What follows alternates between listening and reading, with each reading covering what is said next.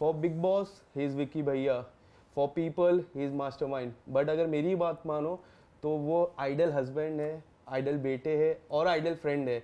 We are welcoming Vicky Jain and this is Vishal Ambani. Thank you so much, congratulation Vicky भैया। Thank you. ये जो नाम है विकी भैया, आइडल हस्बैंड से लेके विकी भैया तक एंड फिर मास्टरमाइंड, आपकी जो जर्नी रही है मैंने बहुत क्लोजली फॉलो किया आपकी जर्नी को।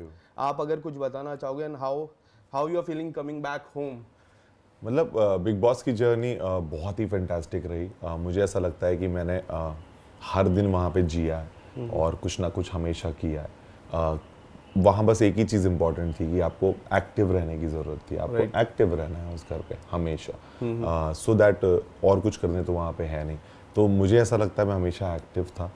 मैं बहुत ज़्यादा रियल था अपनी सारी फीलिंग्स और इमोशंस को लेके, क्योंकि वो show he point of views का था कि आप अपने पॉइंट ऑफ व्यूज़ रखिए सबके सामने। तो हम सब वोकल होके एक दूसरे के सामने, क्योंकि हम सब कंटेस्टेंट थे और हम सबको अपने अपने पॉइंट्स एक दूसरे के सामने रखने थे। तो शायद मैं कहीं ना कहीं उन पॉइंट्स को रखने में या समझाने में सफल रहा। जब मैं बाहर आया और जब मुझे रिस्पांस मिला और सब लोगों ने, ऐसे बहुत सारे लोग थे जो मिले और जिन्होंने कहा कि उन्हें मेरी जर्नी बहुत पसंद आई, उन्हें मैं समझ में आया, मतलब जो मैंने वहाँ समझाया है, जो मेरे पॉइंट ऑफ व्यूज़ थे उनको समझ में आ रहे थे। एंड शायद वो वेट करते थे कि मैं कब अपनी ओपिनियन दूंगा किसी भी मैटर में और मैं क्या कह रहा हूँ वो सुना जाता था। यू नो, सो ये सारी चीज़ें वहाँ पे आप अर्न करते हो। यही कमाई है आपकी उस घर पे कि किस तरह से लोग आपको देखते हैं, आपको किस तरह से समझते हैं। तो वो सारी चीज़ें करने में मुझे लगा कि मैं बहुत हद तक कामयाब था, तभी शायद इतना लोगों का प्यार और सपोर्ट मिल रहा है। मैं हर किसी की स्टोरी में था, हर किसी से मेरा एक रिलेशनशिप था और हर कोई अपनी किसी भी चीज़ में एक कोई प्रॉब्लम मुझसे डिस्कस करना चाहते थे, तो इसीलिए मैं काफ़ी ज़्यादा इन्वॉल्व था। तो जर्नी बहुत एब्सोल्युटली ऑसम रही, क्योंकि अब हमारे पास फीडबैक भी है जो बाहर आने के बाद लोगों का मिला है। तो बहुत सारे लोग हैं जो कहते हैं कि शायद हमारे लिए आप ही रियल विनर हो, या For me, you were in the top 3, to be very honest. Thank you so much brother. So हाँ है, मतलब बहुत लोग हैं जो टॉप 3 भी बोलते हैं, विनर भी बोलते हैं, कुछ बहुत अच्छी बात बोलते हैं कि मतलब शायद ये सीज़न आपके नाम से जाना जाए, याद रखा जाएगा। तो अभी कितने लोग क्या सोचते नहीं, बट कुछ एक इंसान से भी आप ये, मैं तो उस जगह से गया था कि जहाँ एक इंसान भी ऐसा मेरे बारे में नहीं सोचता था। तो वहाँ से आने के बाद अगर इतने इंसान है जो मेरे बारे में इतना सोच रहे, तो मतलब उन्होंने मुझे देखा है और मेरी जर्नी से कनेक्ट हुए और बस मैं वही करने गया था। मैं एंटरटेन होने गया था और करने पहले 2 हफ्ते की अगर मैं बात करूं, मुझे ऐसा लग रहा था you are trying to reach people. आप लोगों से बात कर रहे थे, लोगों के बीच में दोस्ती बनाने की कोशिश कर रहे थे। एंड पहले 2 हफ्ते में ही कई बार अंकिता जी ने बोला कि आप मुझे टाइम नहीं दे रहे थे। मुझे ऐसा लग रहा था कि आप दोस्त बना रहे थे, इसके लिए थोड़ा सा अंकिता जी से अलावा दोस्तों से रिलेशन बना रहे, जैसा मुनावर से आपने पहले हफ्ते में दोस्ती की, मनारा से दोस्ती की। आप अगर कुछ बताना चाहोगे इसके बारे में? मतलब ये ह्यूमन की एक टेंडेंसी है कि आप किसी एक नई जगह जाते हो, वहाँ जितने भी लोग रहते हैं आप उनसे बातचीत करते हो, तो उसमें समय आप उनको जानने की कोशिश करते हो। एक साथ आप 16 लोगों को जानने की कोशिश कर रहे हो, तो आपको उनको समय देना पड़ता है। फिर आप उनकी स्टोरी में इन्वॉल्व हो जाते हो, फिर आप घर की चीज़ों में इन्वॉल्व हो जाते हो। अब अंकिता और मैं दोनों जन साथ चल रहे हैं, बट कहीं ना कहीं हर किसी का चीज़ें करने का तरीका अलग होता है। अंकिता का अपना तरीका था, मेरा अपना तरीका था। तो हम दोनों जब करते थे तो उस टाइम पे शायद मैं इतना ज़्यादा उस चीज़ में फोकस था और कहीं ना कहीं मैं अपने रिलेशनशिप में कम फोकस था, जिसकी वजह से वो बैलेंस मेरा क्रिएट नहीं हो पा रहा था। और एक्चुअली मैं समय वहाँ ज़्यादा दे रहा था गेम को या लोगों को, या बिकॉज वहाँ गेम है क्या, वहाँ कुछ गेम है नहीं, वहाँ सिर्फ लोग हैं, उनसे आपके रिश्ते हैं, उनसे आपकी बातें हैं, उनसे आपके मतभेद हैं, ये गेम है। तो अगर आप लोगों के साथ ही नहीं रहोगे तो फिर आप हो ही नहीं ना गेम में, आप कहाँ हो फिर गेम में। तो मैं उस चीज़ में क्लियर था डे 1 से, और अंकिता भी उस चीज़ में क्लियर थी, बट उसका करने का तरीका अपना था, मेरा करने का तरीका अपना था। तो उस वजह से जो उस समय कुछ चीज़ों में जो मुझे ध्यान दे देना चाहिए था शायद मैंने नहीं दिया, क्योंकि हमारा 5 साल से रिलेशनशिप है, हम एक दूसरे को जानते हैं, हम दोस्तों की तरह ज़्यादा रहते हैं। आपने देखा ही है, मतलब हम दोस्तों की तरह रहते हैं कि तभी हमारे रिश्ते में मज़ा आता है हम दोनों को, क्योंकि हम हंसते खेलने पढ़ने वाले इंसान हैं, मस्ती करते रहते हैं पूरे टाइम, क्योंकि मुझे ऐसा लगता है वही सही होता है। बट ये 17 जन में मुझे ऐसा लगता है कि आपके जो 2 पहले से दोस्त थे, नील एंड ऐश्वर्या, जिसको आप डांस रियलिटी शो से जानते थे, बीच में दोस्ती हुई, फिर झगड़ा हुआ, और मुझे एक पॉइंट याद है कि नील ने ऐसा कहा था कि जिस तरह आपकी और ऐश्वर्या की दोस्ती है उस तरह नील एंड अंकिता जी की दोस्ती नहीं है। मैंने कई बार देखा कि आप हंसी मजाक करते हो, वो लोग की कोई प्रॉब्लम रहती है तो आप जाते हो, बट उसके बाद जिस तरह से ग्राफ इस तरफ से इस तरफ गया, वो दोस्ती के बारे में क्या कहना चाहोगे? और एक लास्ट में टास्क हुआ था कि किसको अपनी पार्टी में नहीं बुलाते हो, हाँ। तो उसमें भी नील एंड ऐश्वर्या का नाम आया। आप अगर कुछ बताना चाहोगे, ये जो फ्रेंडशिप का ग्राफ इधर से इधर कैसा आया?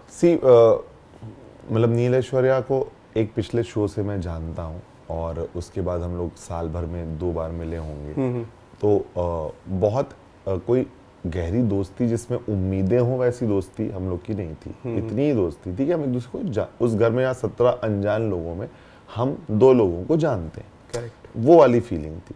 उसके बाद जैसे जैसे अब क्योंकि आप 17 लोगों से मिले हो तो वहाँ पे अगर आपका जिससे जमने लग गया, अगर किसी और से जमने लग गया तो उसके साथ आप समय देने लग गए, तो आप इनको समय मान लो नहीं दिया या नहीं दे पा रहे थे, या हम लोग अलग अलग लोगों से ही घुल मिल रहे थे, तो अपनी चॉइस थी सब लोगों की। तो हमारा कभी ऐसा कुछ रिलेशन उनके साथ कभी उस शो में, वो सिर्फ बातों में था कि पहले से जानते जो बार बार वो कहते थे, लेकिन अल्टीमेटली उस जगह से हमने क्या पहचान एक दूसरे के साथ बनाई वो मैटर करती है। और वहां पे हम लोग उतने क्लोज थे ही नहीं, तो मेरा बहुत ज़्यादा गेम या फोकस या मेरा कभी कोई चीज़ उनको छोड़ के ही था। मतलब मैं उनसे कभी उतनी कम्युनिकेशन रखता नहीं था, लेकिन कभी मुझे ऐसा लगता था कि ज़बरदस्ती वो बहुत परेशान हो रहे हैं उस भावना से, या उन लोग को बहुत तकलीफ है, उन लोग को अच्छा नहीं लग रहा है, तो मैं अपनी तरफ से जाके बोल देता था भाई चलो इस तरीके से नहीं रहते, कोशिश करते हैं अच्छे से रह लेते हैं। तो मैंने हमेशा ट्राई किया, बट वो चीज़ नहीं हो पाई बिकॉज दोनों की पर्सनैलिटीज़ थोड़ी हम लोग से अलग हैं, वो अलग सोचते हैं, उनकी ज़रूरतें अलग हैं। इसके अलावा अगर हम बात करें, Chhattisgarhi moms are very positive about child. मेरी मम्मी भी छत्तीसगढ़ से है, मुझे पता है। जितने भी बाहर वीडियोस आए आपने देखे होंगे, एंड कई लोग कह रहे हैं कि आपकी मम्मी को कास्ट करना चाहिए as a mother in law में, जो सास रहती है। आप बताना चाहोगे? She was very positive about you. Ankita ji के बारे में भी काफ़ी सारी बातें की। आपने कुछ कहा उनको घर के आने के बाद कि ये चीज़ अगर आप नहीं कहते, क्या ये चीज़ आपने सही कहे? आपको कौन सा पॉइंट ऐसा लगा कि ये सही था आपकी मम्मी की तरफ से और ये गलत पॉइंट था? मम्मी वाले चीज़ में जो उनका इमोशन है उनके बेटे के लिए, बस वही सही। इसके लिए मैंने कहा पॉजिटिव अबाउट यू, बस वो सही है, बट शब्द जो कहे गए वो सही नहीं है। कि देखो कभी भी कोई प्रॉब्लम को कि आज मेरी फैमिली है, उनकी फैमिली है, हम दोनों से जुड़ी हुई है, मुझसे और अंकिता से। आज हम दोनों शो के अंदर, वो सिर्फ हमें देख पा रहे हैं कि प्रॉब्लम हो रही है, बट उनको पता नहीं है, ना वो हमसे पूछ पा रहे हैं, ना बात कर पा रहे हैं, उनको समझ में नहीं आ रहा है। तो उनके जो रिएक्शंस निकल रहे थे वो शब्दों में उस तरह से नहीं निकलने चाहिए थे, बट वो निकल रहे थे क्योंकि उनको एक अपने बेटे के लिए एक भावना आ रही थी। तो दोनों ही चीज़ें अपनी अपनी जगह कहीं ना कहीं सही हैं, बट वो शब्द बिल्कुल भी सही नहीं थे, जो इसलिए थे क्योंकि वो हमसे मिल नहीं पा रहे थे। जब से हम वापस आए तो कम शब्दों में सारी बात हो गई। मतलब आधी प्रॉब्लम्स तो हमसे मिल के सब वापस आ गए, बच्चे अपने घर आ गए, वो फीलिंग ही आधी सारी समस्याओं को ख़त्म कर देती है। वो कम्युनिकेशन गैप जो हो रहा था हम लोग के बीच में के कारण वो प्रॉब्लम्स आ रही थी। तो वो सारी चीज़ें उतनी, क्योंकि वो हमारी चीज़ें हैं और हमारे हाथ की चीज़ें हैं, तो वो सब सारी चीज़ें ठीक है। फाइनल के बाद से एक सवाल काफ़ी लोगों के मन में था, एक सवाल मेरे मन में भी था, क्योंकि आपने देखा होगा प्रेस कॉन्फ्रेंस में भी कई जर्नलिस्ट के सवाल आपसे और अंकिता दीदी से रिलेटेड थे। फाइनल में भी हम लोग रुके थे उस रात, अंकिता जी आए, बट वो अंकिता जी प्रेस कॉन्फ्रेंस में नहीं आए। उसका सबसे बड़ा रीज़न क्या था? काफ़ी लोग का कहना है कि वो डिसअपॉइंट थे, वो फोर्थ पे आए, उसके लिए डिसअपॉइंट थे, टॉप 3 में नहीं आए, उसके लिए डिसअपॉइंट थे। आप क्या कहना चाहोगे इस पर? नहीं, मुझे ऐसा लगता है कि यार 105 दिन जब आप उस घर में रह के निकलते हो ना, आप बहुत एग्जॉस्ट हो चुके होते हो। पहले तो आपको बहुत एक थकान होती है, क्योंकि आप वहाँ से निकलते जब अपने परिवार से मिलते हो और वो फीलिंग में आप आ जाते हो, तो आप थोड़ा सा मतलब इनके साथ हो जाते हो। तो अंकिता को उस दिन एक्चुअली जेन्युइनली वो बहुत ज़्यादा थक गई थी, क्योंकि 2-3 दिन से उनके रिहर्सल्स, डांस, ये सब सारी चीज़ें चल रही थी, तो she was not feeling well. तो जैसे ही वो आई, वो उसकी एनर्जी वहीं से ड्रॉप ही चल रही थी। तो उसके बाद वो आई, वो सिर्फ थकी हुई थी और कोई रीज़न नहीं था कि वो नहीं करना चाहती थी उस दिन इंटरव्यू। वो बहुत थकी हुई थी, उसने बोला मेरी तबीयत ख़राब लग रही है, मैं नहीं कर पाऊंगी, इसलिए उसने रिक्वेस्ट की कि मैं इसको थोड़े दिन बाद कर लूँगी। तो ये बस, बाकी उस टाइम वो जो फीलिंग रहती है ना, वो रिजल्ट वाली, वो अंदर जब घर के अंदर रहते हो ना, उस लाइन में जब खड़े होते हो 4 लोग के साथ, सबसे ज़्यादा डर आपको तब लगता है। लेकिन जैसे रिजल्ट आ जाता है ना सामने और आपको पता होता है आप यहाँ से जा रहे हो, तो पूरा मूड आपका चेंज हो जाता है। पहले बहुत डर लगता है जब आप 3 लोग के साथ खड़े हो, 2 के साथ खड़े हो, 5 के साथ खड़े हो, वो मोमेंट उस घर के सबसे खतरनाक मोमेंट थे जब आप खड़े होते थे। एक छोटा सा फन सेगमेंट कर लेते हैं बिफोर एंडिंग अप। कार्ड्स आप खेलते हो?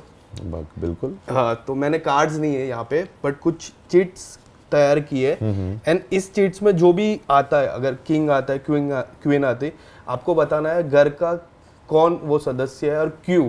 ठीक है। 5 कार्ड्स आपके सामने है। पहला कार्ड क्या आता है? किंग। किंग। घर का बादशाह कौन है आपके हिसाब से? घर का बादशाह मेरे हिसाब से मैं था। ओके। हाँ, क्योंकि मैं हर किसी की स्टोरी में था, मेरी लोग वहाँ बात सुनते थे, जो बहुत एविडेंट था। मुझे एक सर्टेन अमाउंट ऑफ रिस्पेक्ट भी वहाँ मिलता था मेरी समझदारी के लिए। मतलब वो मैंने कमाई थी। And people used to listen you. बस वो मेरी, मतलब वो जो मैंने उस घर में घुसने के बाद बनाया था, उस चीज़ को देख के लोग मुझसे जुड़े रहते थे। तो फॉर अ किंग, और कई बार अनाउंसमेंट में बोला भी गया कि विक्की भैया के शिष्य, उनके अंडर में 12 लोग, 14 लोग, तो ये सारी बातें मेरे लिए ही कही गई है इस शो में। तो मुझे ऐसा लगता है किंग तो वही होता है जो सब चीज़ें मैनेज कर सके, सब चीज़ें संभाल के चल सके। 4 और कार्ड है। क्वीन। क्वीन। किंग की क्वीन तो एक ही हो सकती है, Ankita, and she totally deserves it, like the way she was. If you are king, तो क्वीन ही है। बस तो क्वीन। नेक्स्ट बेस्ट कार्ड्स तो खुल चुके, बाकियों की जरूरत है, बेस्ट तो हो ही गया। फटाफट खुल लेते। क्या है ये? जे। गुलाम। अच्छा, इट्स लाइक गुलाम। कौन था घर का गुलाम, एंड कौन ऐसा लगा आपको कि गुलामी करते करते काफी आगे तक आ गया? मतलब मुझे ऐसा लगता है कि गुलाम में मुझे अरुण भाई भी लगते हैं बहुत हद तक, क्योंकि मैंने हमेशा गेम में ये चीज़ बोली कि अरुण भाई, सभी लोग उनसे एक सवाल पूछते थे आके, सारे जोक्स भी उनके उस बात पे बनते थे कि आप साइड से ये, मतलब आपने ऐसा जेन्युइनली इतना किया है क्या? क्योंकि आप 5 हफ्ते की जर्नी में उनको बोला गया कि आप ज़्यादातर, तहलका भाई अब तक घर पे थे, दोनों जन सोते रहते थे एक दूसरे के साथ। अब उसमें वो बोलते हैं कि सोते नहीं रहते थे, हम वहीं से लेट के कुछ कंटेंट देते रहते थे, तो शायद वो ही समझते हैं वो क्या कंटेंट है, मुझे नहीं पता वो क्या कंटेंट था। और उसके बाद की उनकी जो जर्नी थी उसमें भी उन्होंने, मतलब वो एक, कभी नील भाई, कभी विक्की भाई, कभी मुनव्वर और अभिषेक की दोस्ती, मतलब बस बहुत एविडेंट था, मतलब और वो शब्दों से बोल के, मतलब वो एकदम अपना साइड चेंज करते थे। तो वो फायदे उठा के, मतलब साइड से निकल गए, उनको किसी ने थ्रेट माना नहीं, सब आपस में लड़ते रहे और वो साइड से निकलते। Last 2 cards. जोकर। जोकर कौन है घर का जोकर आपके हिसाब से? जोकर एक, मुझे ऐसा लगता है कि बिना काम का कार्ड होता है, कि जिसका शायद कोई बहुत फनी भी होता है। हाँ, मतलब वैसे फनी रहेगा तो मैं समर्थ को बोलूँगा कि समर्थ इस घर का जोकर था वो, और जोकर का काम बहुत अच्छा होता है कि वो हंसाता है लोगों को। वो डेफिनेटली बहुत एक एंटरटेनमेंट तो वो लेके आया था, डिफरेंट टाइप का एंटरटेनमेंट, जिसके कारण वो हमेशा पहचाना जाएगा है। बाकी जो उसका हुआ वो सब वोकिंग जो उसको बोला गया, वो उस चीज़ों को करेगा, उसको जो करना है, बट एंटरटेनिंग वो बहुत। ये कार्ड सबसे इम्पोर्टेंट है, और ये बादशाह के ऊपर रहता है, इक्का। अच्छा, ये किंग क्वीन के ऊपर है। खुद को कहा बादशाह में इक्का, जो बादशाह के एक स्टेप ऊपर रहता है। सी, मुझे ऐसा लगता है कि इस गेम में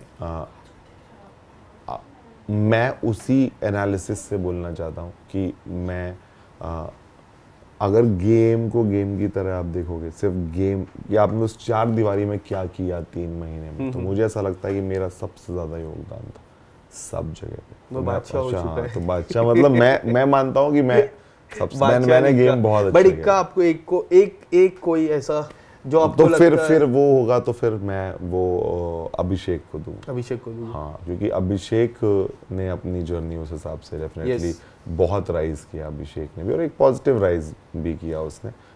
तो मुझे ऐसा लगता है अभिषेक को फिर मैं बोलना चाहूँगा। Thank you so much Vicky भैया। थैंक यू विशाल भाई, thank you so much, thank you.